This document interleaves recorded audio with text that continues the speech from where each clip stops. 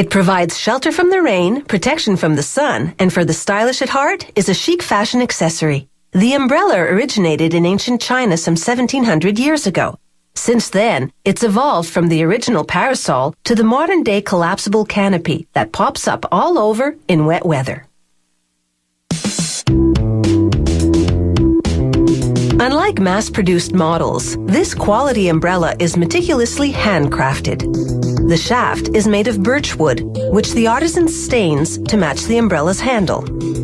He trims down the diameter of the shaft so it will fit perfectly into the handle. After buffing the handle to a shine, he glues it onto the shaft.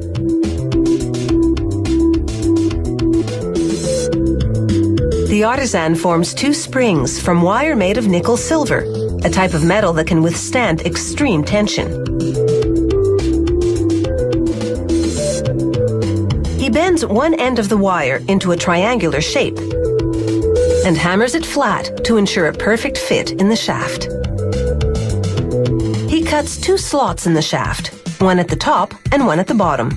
Then he pierces a hole in each slot where the spring will hook into it. With a bit of stain, he hides the exposed wood. For the umbrella to open and close easily, the springs must fit snugly. So he makes a right angle bend at each end of the spring. That shape sets the correct tension. With a tap of the hammer, the spring now rests firmly inside the slot. After trimming the spring, he purposely overbends, then corrects it to ensure the perfect shape. A small pin prevents the spring from opening fully, holding it inside the shaft. This brass runner is what you slide up the shaft to open the umbrella. A stop pin limits the runner's travel, preventing the canopy from blowing inside out. He fits a length of tying wire around a slot in the runner, then threads the canopy's 8 ribs onto the tying wire.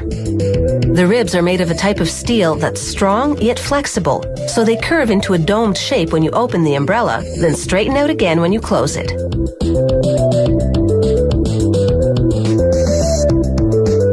He wires the ribs' other ends to what's called a notch. Once wired into the notch's opening, the ribs rest just below the handle line. At the spot where the notch will sit on the shaft, he drills a hole for the pinning wire that holds it in place.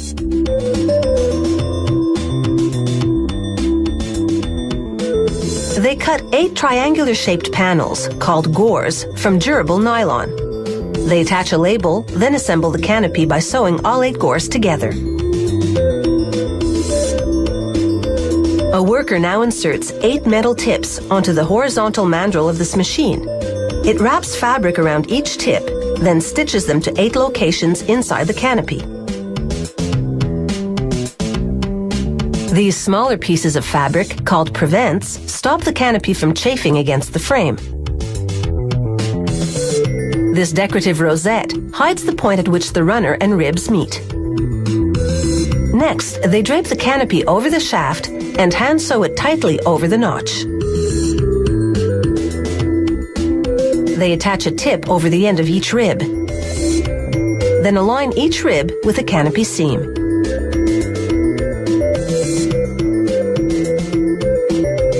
After checking the fabric for imperfections, a worker secures the ribs in position by sewing them to their respective seams. They roll up the umbrella to check that the fastening button and band attached earlier are where they should be. They finish off the umbrella by jamming a decorative ring over the notch. Then they crown the top of the shaft with a ferrule, a brass cap with a protective steel tip.